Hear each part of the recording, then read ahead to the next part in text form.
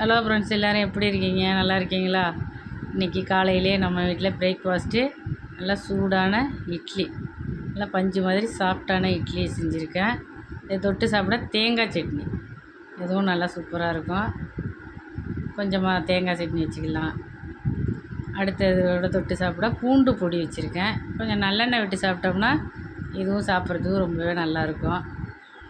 அடுத்து பசங்களுக்கெல்லாம் கொஞ்சம் பீட்ரூட்டு ஜூஸ் அடித்து வச்சுருக்கேன். காலையிலே பிரேக்ஃபாஸ்ட்டு கொடுக்கும்போது ஒரு கிளாஸு பீட்ரூட்டு ஜூஸையும் கொடுத்துடலாம். கொஞ்சம் லெமன் விட்டு நாட்டு சர்க்கரை விட்டு பீட்ரூட்டு ஜூஸு ஒரு கிளாஸ் எடுத்துக்கலாம்.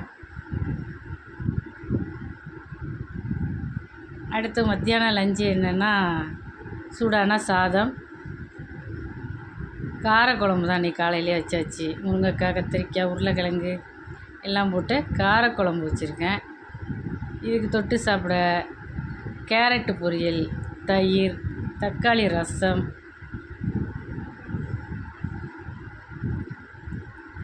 இதெல்லாம் தான் இன்றைக்கி நம்ம வீட்டில் காலையில் பிரேக்ஃபாஸ்ட்டு லஞ்சு.